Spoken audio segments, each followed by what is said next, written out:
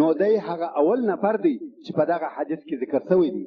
دا کم اکرام فضل کم نعمت او عزت دی چې د الله عز وجل د طرفه و عادل حاکم ته ورکول کیږي، او دا هم په سبب د هغه عدل چې د په دنیا کې کړی وو. نو تر دغه سایه لاندې حاکم عادل او بل هغه ځوان چې د الله جل جلاله په عبادت کې تربیه او لوی سوی وي.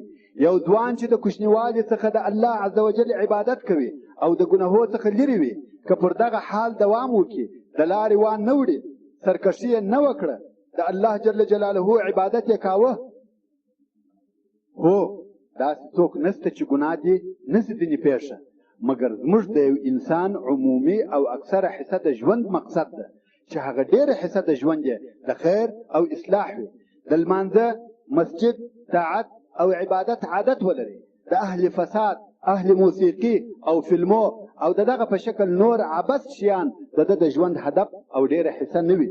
نو دی د هغو کسانو څخه دی چې الله جل جلاله یې په خپله سایه خاصوي. دا هم په هغه ورځ چې لا ظل الا ظله. نو ورونو کوشش کوئ چې اولادونه مو په صالحه تربیه کړي او په صالحه تربیه کې لوی سي، چې په دغه صالحه تربیه یې په ورځ د قیامت د عذابو څخه خلاص کړي. د کوچنیوالي څخه خپل اولادونه پر لمانځه، روژه، تلاوت د قرآن کریم عادت کړي. حتی لوڼې باید پر ستر او حجاب تربیه سي.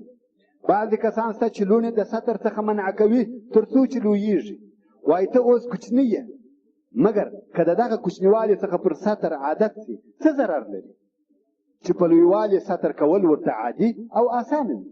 یا بعضې کسان لور یا زوی د روژې نیولو څخه منع کوي، وایي کوچنی دی، د 8 کالو دی، پرېږده چې عادت یې سي، پرېږده چې پر اسلامي تربیه لوی سي او د عباداتو حب یې په زړه کې وي. مه پر بیرېږه، پرېږدئ چې د هغو کسانو څخه سي چې رسول علیه الصلاة وسلام یې وصف کړی دی او فرمایي شاب نشأ فی عبادة الله. او بل هغه سړی تر دغه سایه لاندې درېږي چې زړه یې په مساجدو پورې تړلی وي. دا څوک دی چې زړه یې په مساجدو پورې تړلی وي؟ دا هغه څوک دی چې وخت د لمانځه سو ځنډ او تاخیر نه کوي او د دغه لمانځه څخه فارغه سو و هغه وروستني لمانځه ته حساب کوي چې څونه وخت ورته پاته دی، همیشه په لمانځه مشغوله وي. داسې نه وي لکه بعضې خلک ناست وي، هلته جماعت ودرېږي، حتی اول رکعت هم ځینې تیر سي، بیا نو دی ور ولاړ سي.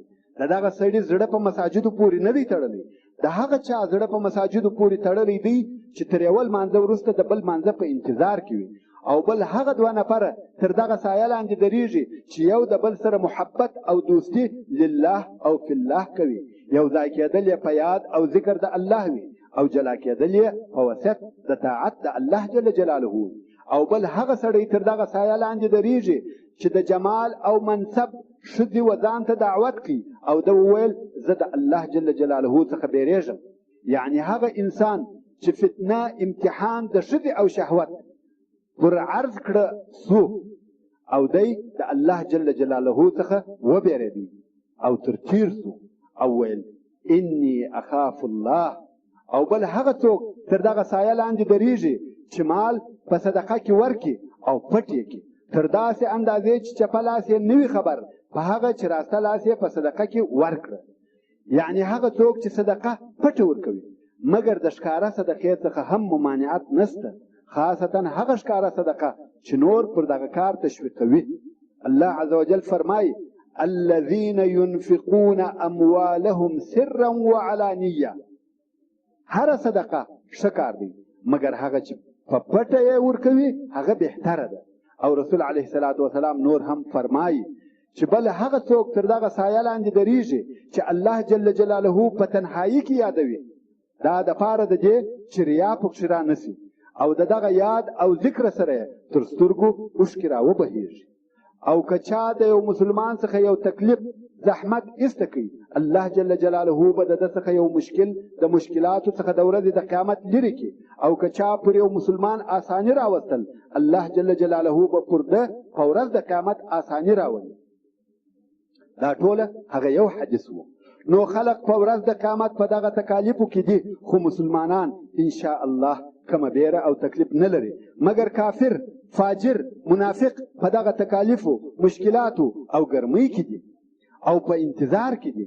انتظار کوي مګر څه نه پیښیږي. کال 2 کاله کلونه تیریږي او څه نه پیښیږي. دوی انتظار کوي چې اوس به یو څه وسي خو هیڅ نشته. دوی نه مړه دي نه ژوندي، د مرګ او ژوند په مابین کې دي. دا هغه ورځ ده چې اندازه یې 50,000 کاله ده او خلق د دغه انتظار د حالت څخه په تکلیف سي تر داسې اندازې چې دوی غواړي حساب شروع سي که څه هم اور ته ولاړ سو. ولې انتظار ډېر سخت دی.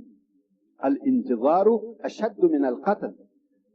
تاسې و یو متعلم ته نه ګورئ چې کوشش یې نه وي کړی او درسونه یې نه وي ویلي او اوس د هغه خپل امتحان د پارچې او نتیجې په انتظار وي، پر اور کړیږي، په بیره تشویش پریشاني کې وي. دا د دنیا کار دی او ساده خبره ده، مګر د هغه لوی امتحان په باره کې څه فکر کوئ چې نتیجه یې اور یا ابدي جنت دی؟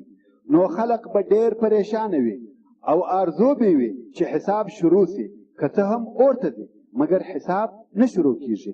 دغه وخت نو د بشر انسانانو څخه یو ډله سره یو ځای سي، هڅه او کوشش د حساب د شروع کېدو کوي.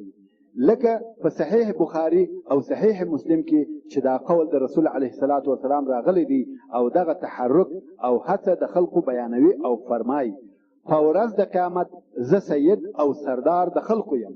آیا تاسې پوهیږئ چې په ورځ د قیامت څنګه زما مقام او درجه معلومیږي؟ رسول علیه الصلاة والسلام فرمایي. نو رسول علیه الصلاة والسلام دغه کار راته بیانوي او فرمایي چې الله عز وجل اولین او آخرین پر یو میدان د محشر سره راټول کړي. لمر به و دوی ته رانږدې سي او خلق به د غم او پریشانۍ څخه و هغه اندازې ته رسېدلي وي چې نه برداشتولی او نه تحمل کولی سي. نو خلق به سره ووایي تاسې دغه حال ته نه ګورئ چې تاسې پکښې یاست او دغه چې و تاسې ته درپېښ دی او تاسې په داسې چا پسې نه ګرځئ چې ستاسې شفاعت وکړي، ستاسې د رب په حضور واسطه سي چې حساب شروع سي. حساب غواړو چې د دغه انتظار څخه خلاص شو. بعضې خلق به ووایي چې ستاسې پلار آدم علیه السلام د دغه کار وړ دی، نو به آدم علیه السلام ته ورسي او ورته وبوایي ته ابوالبشر یې، الله جل جلاله په خپلو لاسو جوړ کړی پیدا کړی یې او خپل روح یې در پکښې پوکلی دی او ملایکې یې امر کړی تا ته سجده وکړه او په جنت کې ساکن کړی. آیا ستا رب ته زموږ دپاره شفاعت نه کوي؟ آیا ته دغه حال نه وینې چې موږ پکښې یو او پر موږ تیریږي؟ آدم علیه السلام به ووایي نن ورځ زما رب په قهر دی، داسې قهر چې د مخه تر دغه هم داسې نه دی په قهر شوی او تر دې وروسته به هم داسې نسي په قهر. او د جل جلاله زه د هغه درخت څخه منع کړم او ما نافرماني وکړه. نفسي نفسي نفسي، غواړم چې نن ورځ زه خلاصم بل چا ته ورسي.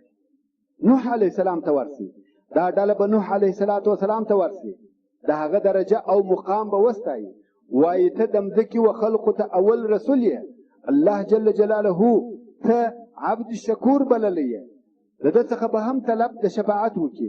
نوح علیه السلام هم دا طلب نه قبلوي او وایي ما زما د رب نافرماني کړې ده، ما د هغه څخه د زوی نجات وغوښتی، بې له ما څخه و بل چا ته ورسي، ابراهیم ته ورسي. او بیا دغه ډله و ابراهیم علیه السلام ته ورځي او ورته وایي ته نبی الله یې او د مځکې د اهل څخه خلیل الله یې او د ده درجې ورته بیانوي. خو ابراهیم علیه السلام دا د دوی طلب نه مني او وایي ما 3 خلافه ویلي دي. ورونو که څه هم دا د ابراهیم علیه السلام خلاف د الله جل جلاله دپاره وه چې په هغه کې ده لره ذنب او تقصیر نسته، خدای یې د ځان لایق نه بولي. نو وایي ما 3 خلافه ویلي دي چې مقصد یې یوه خپله هغه خبره وه چې ویل زه ناجوړه یم. دا هغه وخت چې ده غوښته چې کفار ولاړ سي او دی علیه السلام د بوتانو د ماتولو دپاره پاته سو. بوتان یې مات کړه، بیا چې کفار راغله او ویل دا چا مات کړي دي؟ او ده علیه السلام وویل دا کار دا د دوی لوی او مشر بد کړی دی، چې دا یې هغه دوهمه خبره ده. او بل یې خپله هغه خبره مقصد وه کوم وخت چې د ده څخه پوښتنه وسوه چې دا ښځه دې څه ده؟ ده ویل دا زما خور ده، چې هغه ښځه ساره د ده زوجه وه او د ده مقصد دا و چې د دین خور مې ده، که څه هم دا د ده اقوال د الله جل جلاله په خاطر وه، خو بیا هم ده د خپل ځان سره لایق نه بلل او ګناه یې بلل.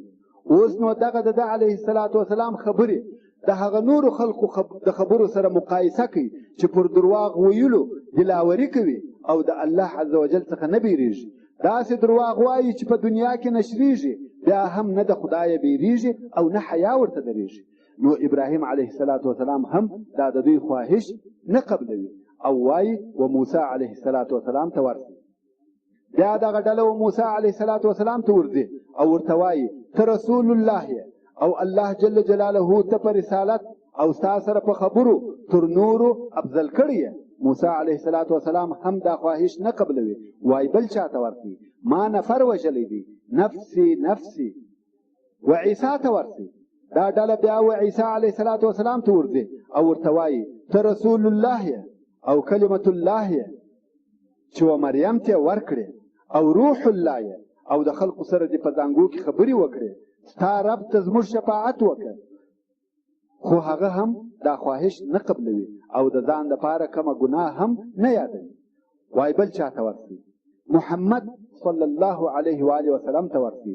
نو دا ډله و محمد مصطفی صلی الله علیه و آله وسلم ته وایي ته رسول الله او خاتم الانبیاء یې، ستا د مخنۍ او وروستنۍ ګناوې الله جل جلاله تا ته معاف کړي او بخښلي دي.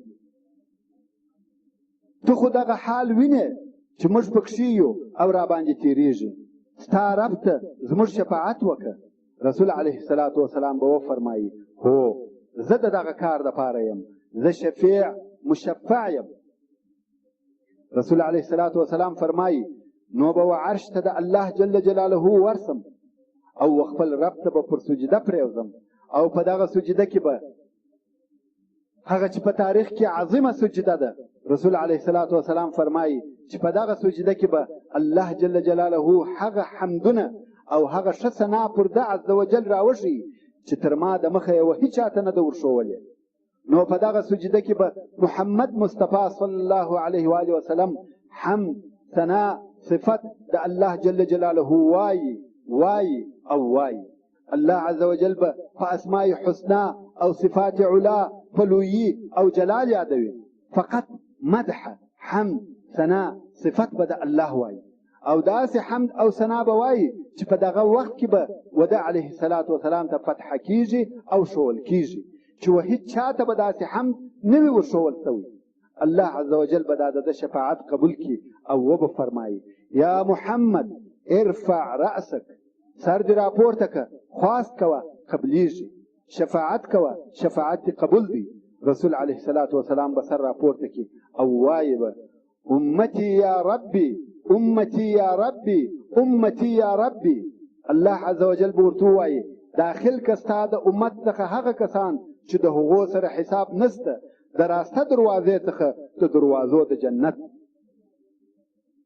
او یا زره نفر د امت څخه د محمد مصطفی صلی الله علیه و آله وسلم د قیامت د ورځې حساب او کتاب نه پوره کوي، د مخه تر حساب بې له حسابه و جنت ته داخلیږي. الله عز وجل دې موږ او تاسې د هغو څخه وګرځوي. دغه او یا زره پر دغه دروازه ننوځي او نور امت به په دا نورو دروازو کې د خلقو سره شریکان وي. رسول علیه السلام د جنت د دروازو پراخوالی راشي او فرمایي قسم مې دې په هغه ذات وي چې زمان د نفس اختیار د هغه په لاس دی چې فاصله مسافه د دوو پلو د جنت د دروازې لکه مسافه په مابین کې د مکې او بصرا ده، یعنی هر دروازه د جنت دونه لو ده لکه مکه او شام چې تقریبا 1500 کیلومتره کیږي. او بیا نو رسول علیه السلام د الله عز وجل څخه خواست کوي چې حساب شروع شي. الله عز وجل یې خواست قبلوي او حساب شروع کیږي. دا نو ډېر عجیبه منظر او حالت دی. فبلیونو انسانان دغه رنګه پیرانان او چارپایان د محشر پر میدان ولاړ دي. دا تر حساب تیر مخلوقات سره راجمعه او ولاړ دي. نو کوم وخت چې الله عز وجل د حساب شروع کېدو امر وکړي نو یو عجبه حالت پیښیږي. واذا الصحف نشرت، کتابونه صحیفې په اسمان کې راواولوځي. دونه ډیر وي چې اسمان په ډک سي، کتابونه په اسمان کې راالوتي وي، خلق اریان دي، کتابونه الوزي، خو ناببره یو کتاب د اسمانه ومځکې ته رالویږي او د یو انسان په لاس کې لویږي، د هر یو ولاس ته یو کتاب راځي. خو د بعضې خلقو کتاب په راسته لاس کې لویږي او د بعضې خلقو کتاب په چپه لاس کې لویږي. دا نو هغه اوله ښکاره علامه د انسان د کامیابۍ او ناکامۍ ده. الله عز وجل دغه حالت راته بیانوي او فرمایي: فأما من أوتي كتابه بيمينه فسوف يحاسب حسابا يسيرا وينقلب إلى أهله مسرورا. یعنی هر هغه څوک چې عملنامه یې په راسته لاس کې ورکول سي نو د ده سره به حساب وسي، اسانه حساب دا دی چې پر هره خبره به پوښتنه او تنقید نه کېږي، عملنامه به یې رامخته سي او بې له بحث او مناقشې څخه به پرېښول سي او خپل اهل ته به په جنت کې خوشحاله واسي. واما من اوتي کتابه وراء ظهره، او هغه دغه په چپه لاس د شا د طرفه د عملنامې په ورکولو کې علما او مفسرین مختلف قولونه لري چې هغه په دې ډول دي. اول وایي کفار خپل لاسونه پټوي، ولې چې دوی پوهیږي چې کتاب او عملنامه یې وچپه لاس ته راځي، نو دی لاس تر شا ونیسي، کالي خو یې نه دي اغوستي، لاس چیرې پټ کړي نو تر شا یې ونیسي او عملنامه د شا د طرفه په لاس کې ورکول سي. څوک وایي څرنګه چې د ملائکو د دوی د لیدلو څخه بد راځي او نه غواړي چې د دوی مخان وویني او خپل نفرت وښکاره کوي، نو عملنامه د شا د طرفه په چپه لاس کې ورکړي. او دا هم کېدای سي چې د کفارو لاسونه دې د شا د طرفه تړلي وي، نو ځکه یې عملنامه د شا د خوا ورکول کېږي.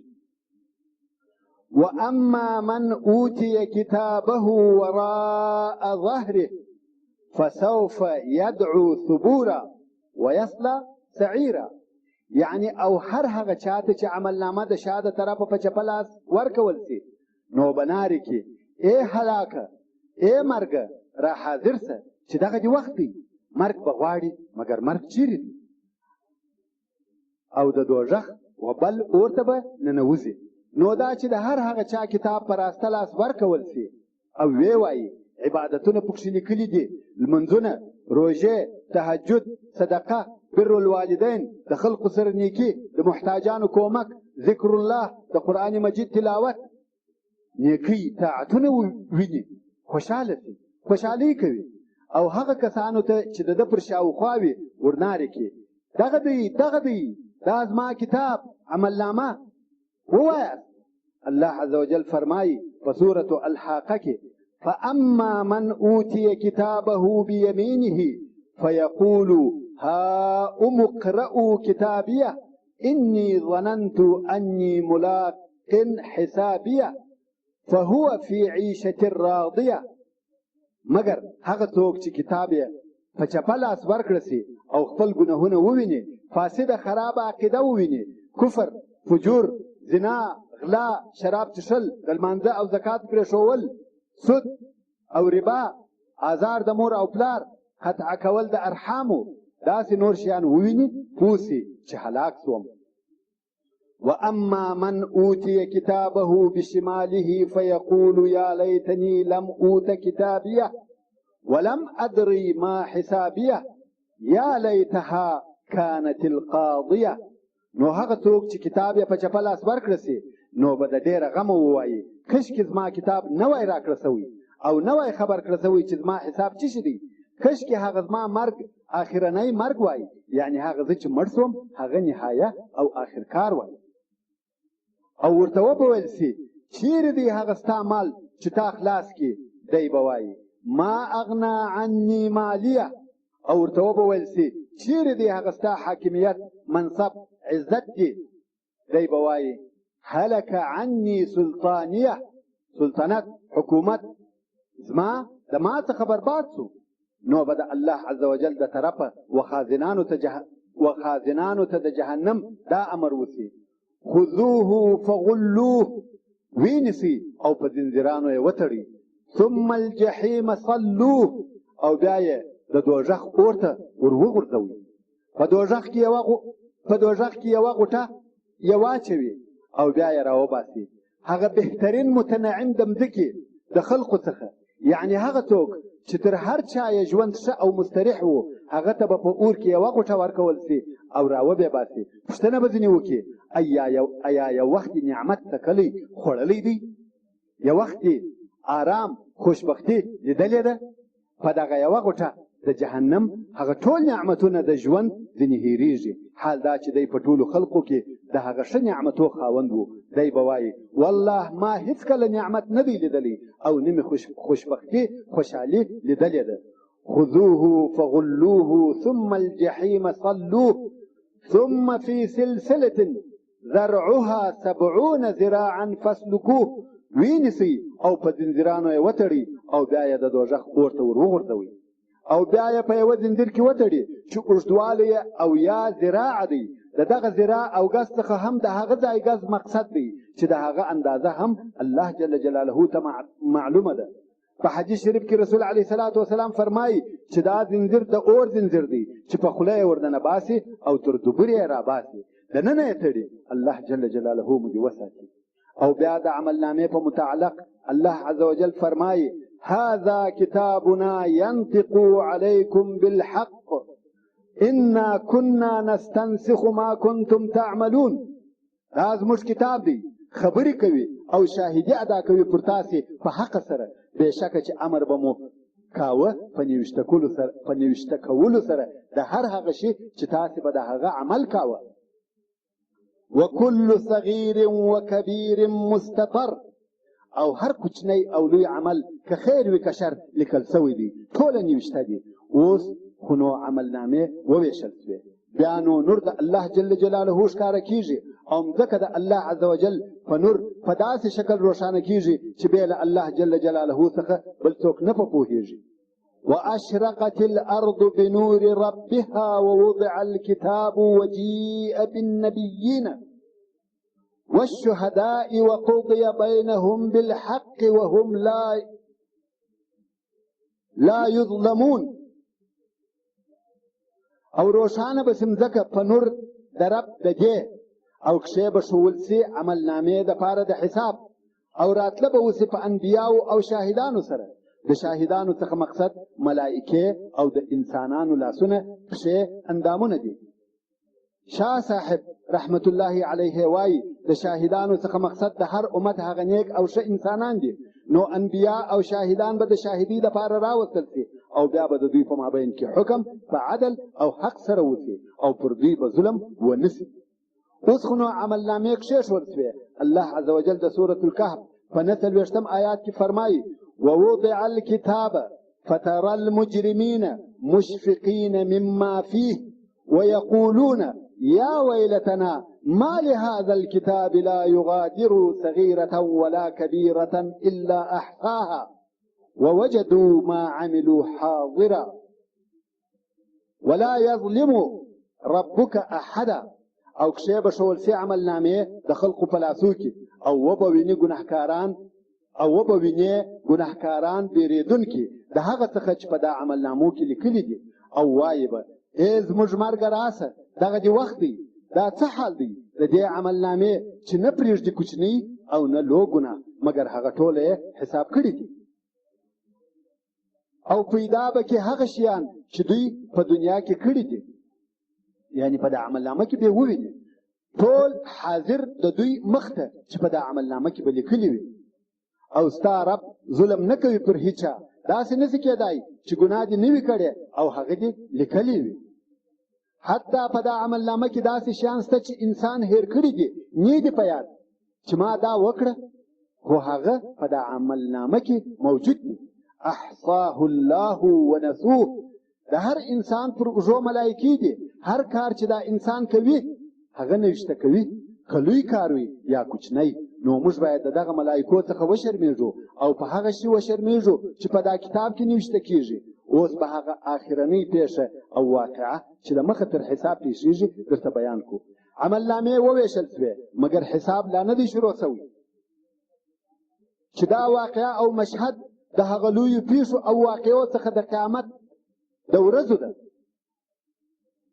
ډېر لوی حالت دی هغه دا چې خلق پر دغه حال وي چې الله عز وجل په خپل بلا کیف قدرت سره راځي سبحانه لا اله الا الله هل ينظرون الا ان ياتيهم الله في ظلل من الغمام والملائكه وقضي الامر خلق الله عز وجل نویني وریځ ده دا وریځ راته کیږي ملائکې ورسره دي او الله عز وجل سبحانه وتعالى په خپل جلال او عظمت د دغه وریځې تر شا دي الله عز وجل نه پوهېږم چې په کومو الفاظو دا مقصد ادا کړم زموږ بلکې د بشر په ژبه کې داسې الفاظ نشته چې هغه دې د الله عز وجل دپاره استعمال شي نو په خپله ناقصه ژبه وایم چې الله عز وجل راځي راته کېږي چې د بندګانو په مابین کې حکم او فیصله وکړي الله عز وجل پر داسې کیفیت راځي چې د ده د جلال او عظمت سره لائق او مناسب وي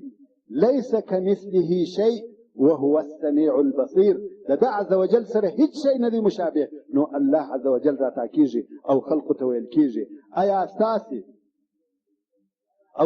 د رب په مابین کې علامه شته خلق مخلوقات وایي هو زموږ او زموږ د رب په مابین کې ساق پونډۍ علامه ده الله عز وجل خپله پونډۍ لڅوي چې موږ پوه سو چې الله عز وجل زموږ مخ او حضور ته موجود دی او موږ سجده ورته وکړو نو علامه دا ده چې الله عز وجل ساق پونډۍ راښکاره کوي بیا نو الله عز وجل سبحانه وتعالی فقط خپله پونډۍ ښکاره کړي خپل ځان نه ښکاره کوي فقط پونډۍ ښکاره کړي او خلق په سجده امر کړه سي مسلمانان سجده کوي مگر کافران فاجران منافقان سجده نسی کولای الله جل جلاله به د دوی ملاوي ورشخي کی الله عز وجل په سورة القلم کې فرمایي يوم يكشف عن ساق ويدعون الى السجود فلا يستطيعون ترجمه در پیاد کا هغه ورځ چې لڅوالی وسی د پونډۍ څخه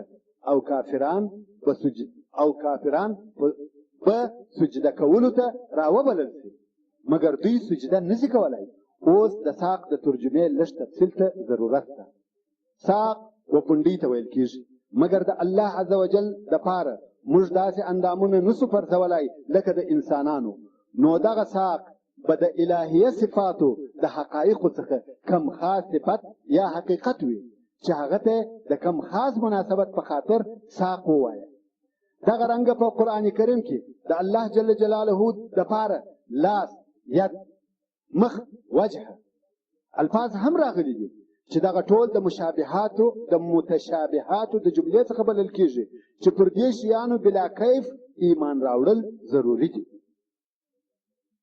نو کفار سجده نشي کولای وقد كانوا يدعون الى السجود وهم سالمون دوی په دنیا کې و سجدې ته رابلل کېده خو دوی جوړ هم و سجده نه کول نو اوس هم ځینې محرومه سوه او دا شرف د سجدې په آخرت کې نه په نصیب کېږي دغه لو او عجبه واقعه او دا خاص منظر او حالت دا داسې حال دی چې موږ یې باید همیشه په یاد ولرو او فکر پکښې وکړو چې موږ به د الله عز وجل په حضور کې څنګه یو عملنامه په چپه یا راسته لاس کې حال د بدن یا به لس وي یا به مکالع اغوستې وي دغه حال در په یاد کړئ او رب جل جلاله در په یاد کړئ چې په حضور کې درېږو او پوه سئ چې دا نو شروع د حساب ده الله جل جلاله دې پر ټولو مسلمانانو اسانه کړي مګر د مخه تر دې چې حساب شروع سي بیا هم یو بل لوی کار کېږي خلق د محشر پر مځکه ولاړ دي ته فکر وکړه دغه کافر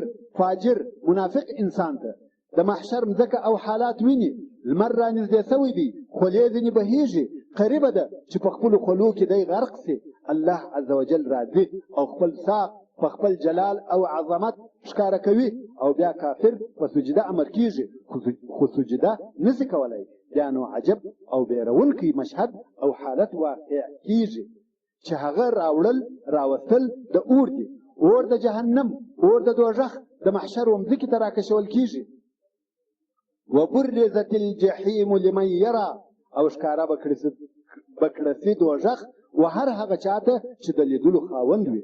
دوزخ به په داسې عام منظر کې راوستل سي چې هر لیدونکی به ویني.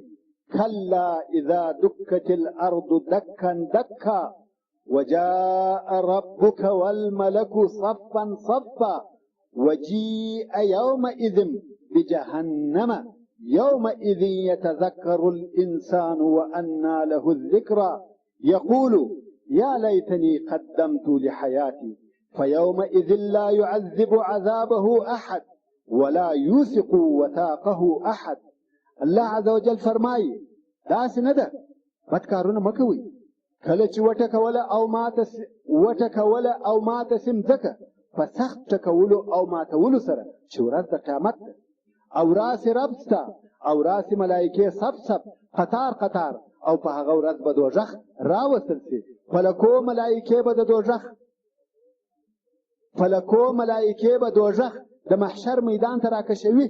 په دغه ورځ به انسان خپلې غلطیاوې ور په یاد کړي او پوه به سي، مګر په دغه وخت کې نو پند اخیستل هیڅ فایده او ګټه نه رسوي، او وایي به کشکې مې یو څه رالیږلي وای دپاره د دې ژوند د آخرت.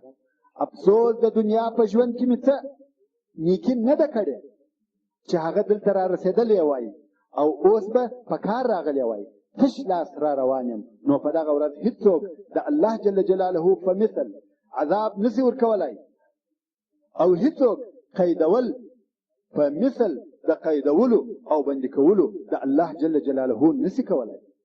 په صحیح مسلم کې راغلی دي چې رسول علیه الصلاة والسلام وفرمایل دوزخ راوستل سي چې هغه لره په دغه ورځ 80,000 قیزې تناونه دي، او د هر تناو سره به 80,000 ملایکې وي او راکشوي به.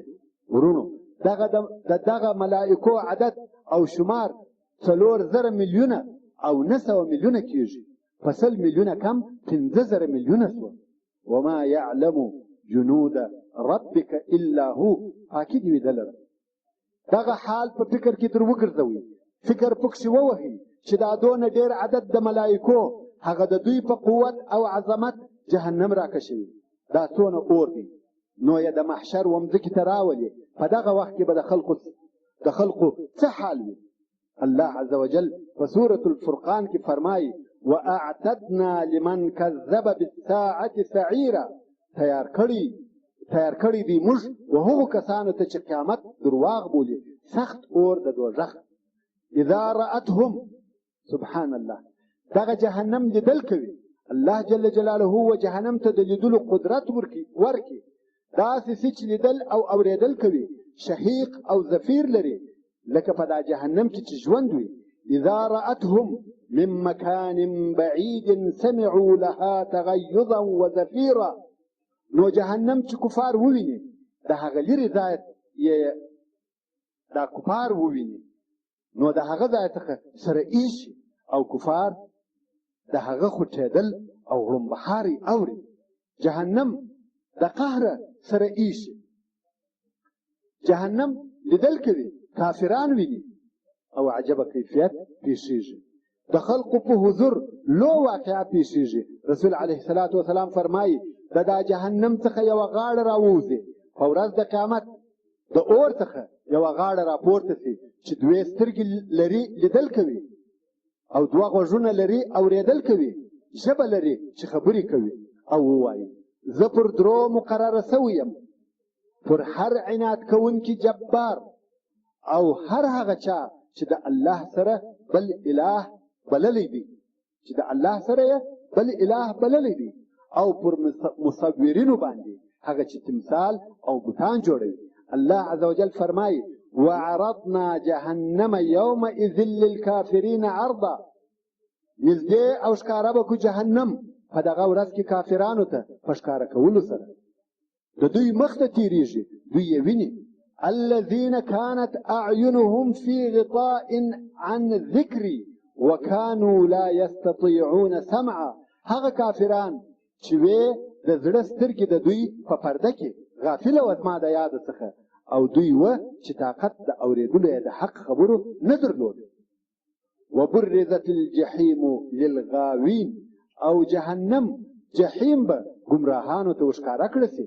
نو خلق چې دا حال وویني، جهنم به په هغه خپل جبروت او قوت سره وویني او دا چې په دې قسم راکشیږي د خلقو پښې ریږدي نسي پر درېدلی او پر زنګنو ولویږي ټول پر زنګنو سي.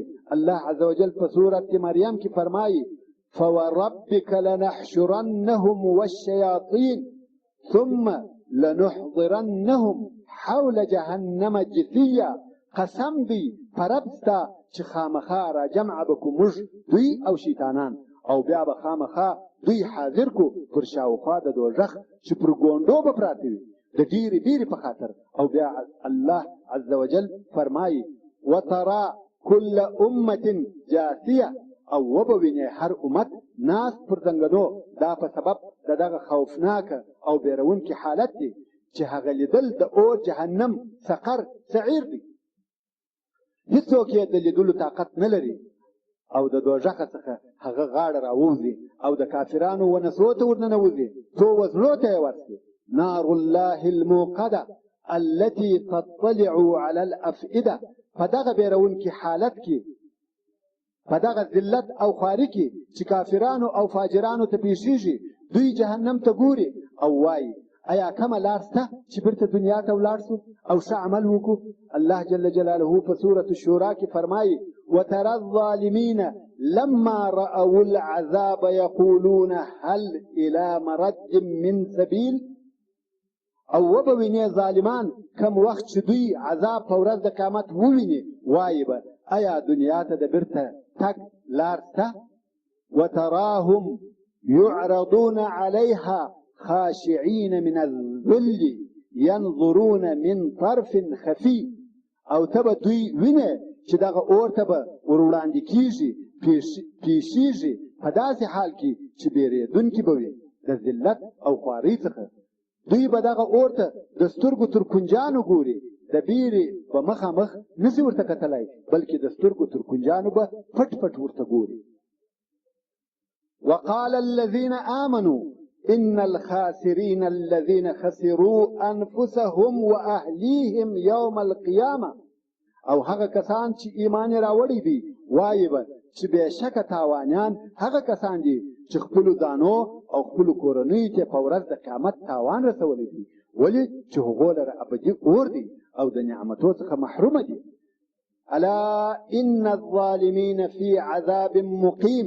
واوره خبر اوسه چې ظالمان په ابدي او همیشه عذاب کې دي نه نجات شته نه تېښته.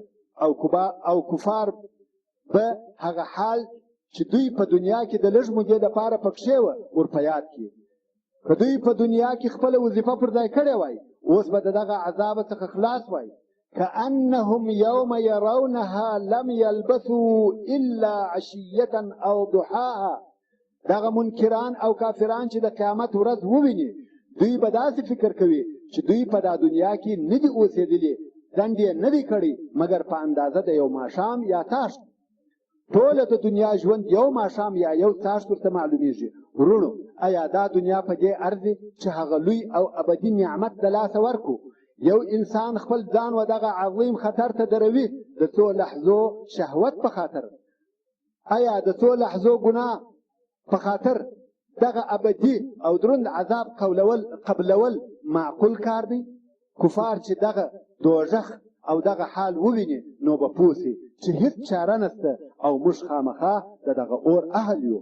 الله عز وجل په سورة الكهف کې فرمایي ورأى المجرمون النار فظنوا أنهم مواقعوها ولم يجدوا عنها مصرفا.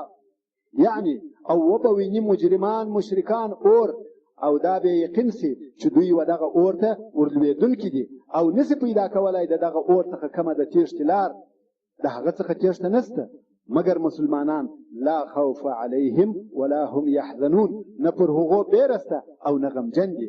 دغه د بیرې مناظر او حالات ان شاء الله زموږ دپاره نه دي د عام مسلمانانو دپاره نه دي بلکې دا د هغو کسانو دپاره دي چې عناد کفر فجور کوي.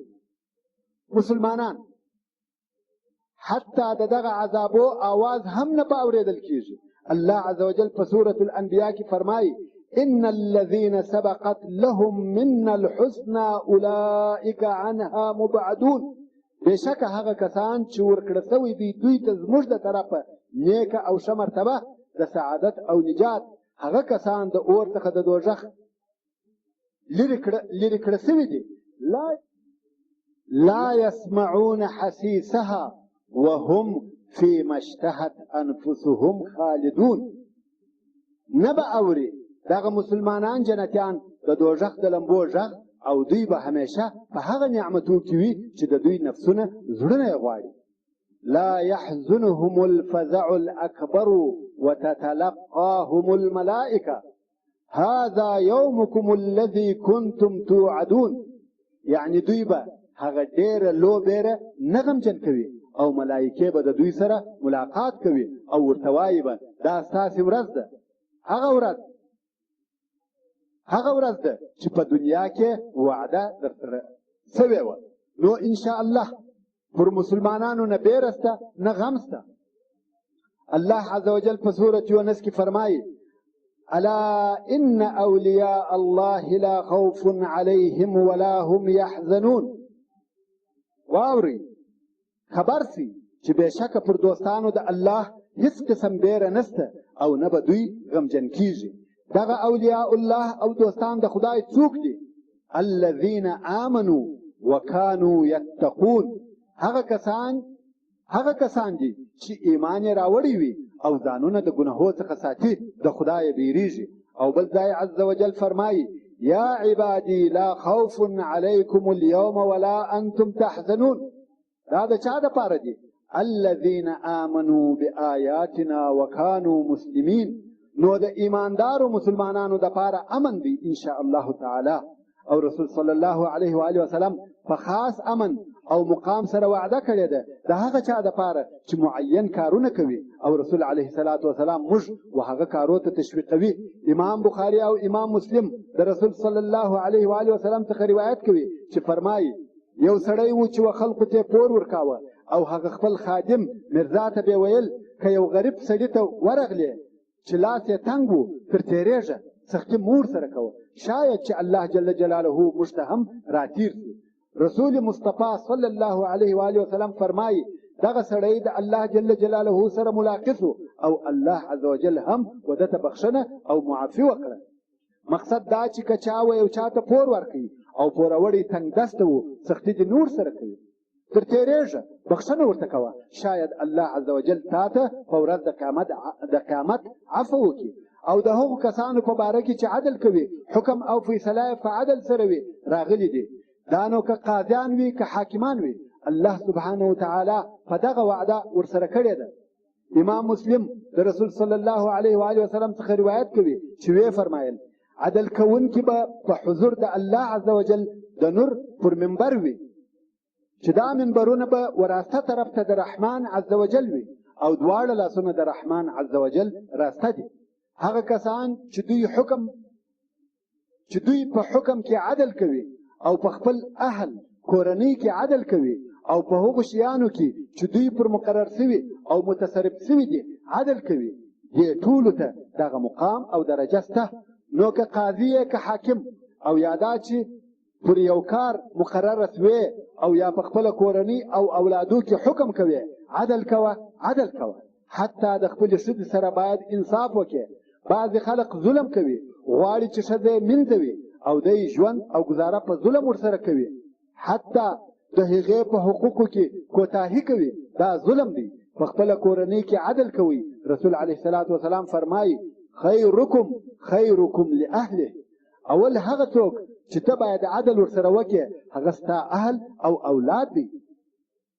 او یوه خاصه وعده د شهیدانو او هغو کسانو دپاره راغلې ده چې په لار کې د الله جل جلاله جهاد فی سبیل الله کې ولاړ او مؤدب وي. رسول علیه الصلاة والسلام فرمایي شهید لره په نیز د الله جل جلاله شپږ خویونه سته. د لره بخښنه کیږي د اول څاڅکي سره د وینې چې د ده څخه راوځي او خپل ځای په جنت کې ویني او د عذاب القبر څخه خلاصیږي او د لویې بیرې څخه په امان وي چې دا د قیامت د ورځې بیره ده او پر سر یې د عزت تاج ایښول کیږي چې هر یاقوت په دا تاج کې تر دنیا او مافیها بهتر دی او 2 زوجې د حور العین څخه ورپه نکاح کیږي او په 80 نفرو کې د خپل اهل یې شفاعت قبلیږي. دا کومه درجه او کم فضل د الله د طرفه دی چې وفي سبیل الله شهید ته ورکول کیږي. د الله عز وجل څخه خواست کوو چې د شهیدانو و درجې ته مو ورسوي. دا خلق په امان کې دي، مګر یوه بله ډله د خلقو شته چې په عذاب کې ده. خو څرنګه چې پیته و پای ته ورسېدله، نو انشاء الله پاته بیان به د آخري سفر په 6 نمبر پیته کې د آخري سفر واورئ. والسلام علیکم ورحمة الله وبرکاته.